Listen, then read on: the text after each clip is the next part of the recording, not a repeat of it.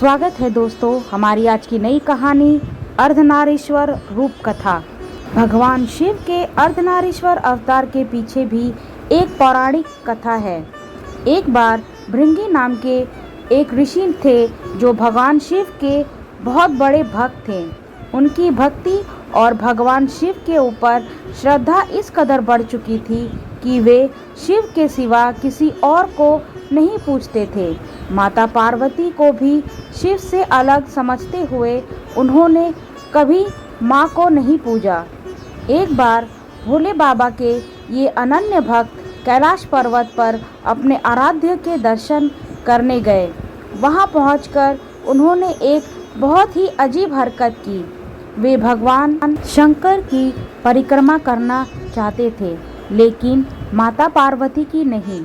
इस पर माता पार्वती ने उन्हें समझाया कि शिव और शक्ति अलग अलग नहीं हैं, परंतु जब ऋषि भृंगी नहीं माने तो माता पार्वती और भगवान शिव एकदम पास बैठ गए। यह देखकर ऋषि भृंगी ने सर्प का रूप ले लिया और केवल शिव जी की परिक्रमा करने लगे।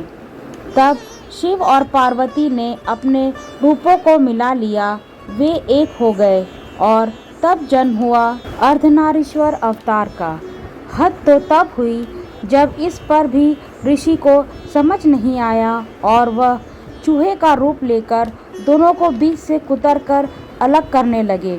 ऋषि भृंगी को ऐसा करता देख शिव जी और माता पार्वती को क्रोध आ गया। तब देवी पार्वती ने ऋषि से कहा कि हर मनुष्य के अंदर प्रकृति का भी भाग होता है, जो नारी शक्ति का प्रतीक है। प्रत्येक मनुष्य का शरीर उसकी माता और पिता की देन होता है। जहाँ व्यक्ति हड्डी और मांसपेशियों को अपने पिता से प्राप्त करता है, वहीं रक्त और मांस उसे माता से मिलता है। मैं तुम्हें श्राप देती हूँ कि तुम्हारे शरीर में माँ यानी नारी से मिला हुआ भाग अलग हो जाए। श्राप मिलते ही भृंग ऋषि असहाय होकर गिर पड़ते हैं। जब उन्हें एहसास हुआ कि वह अपने पैरों पर खड़े होने की शक्ति खो चुके हैं, तब उन्होंने देवी पार्वती से इस अपराध के लिए क्षमा याचना। ऋषि भृंगी के क्षमा मांगने पर अब क्योंकि माता जो कभी अपने संतान को दुखी नहीं देख पाती हैं, इसलिए पार्वती जी का हृदय भी यह दृश्य और भृंगी की हालत देखकर व्यथित हो उठा। माता ने जब श्राप वापस लेना चाहा तो ऋषि भृंगी ने स्वयं ही मना कर दिया, क्योंकि अब वह अपराध बोध से ग्रस्त हो चुके थे। ऋषि को चलने में असमर्थ जान शिव पार्वती ने उन्हें तीसरा पैर प्रदान किया।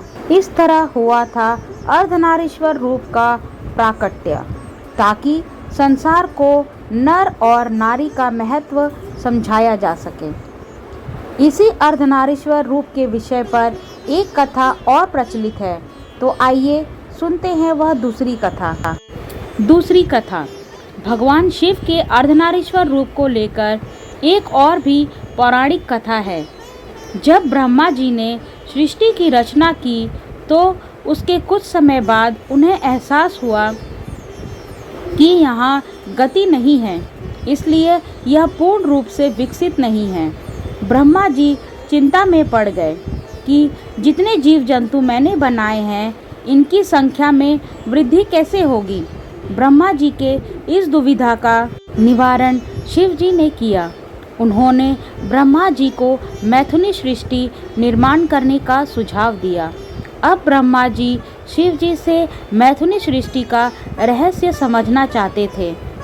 इसे समझाने के लिए भगवान शिव ने अपने शरीर को दो भागों नर और नारी में विभक्त कर लिया, और जब यह नर और नारी आधे आधे साथ में नजर आए तो यही रूप अर्धनारीश्वर रूप कहलाया। अब शिव जी की जो शक्ति थी, उसने अपने रूप से एक नारी को प्रकट कर ब्रह्मा जी को सौंप दिया। शिव की इस नारी शक्ति ने ही बाद में हिमालय के घर जन्म लेकर शिव से विवाह किया। तभी से इस सृष्टि में मैथुनी परंपरा से विकास का क्रम शुरू हुआ। ओम नमः शिवाय।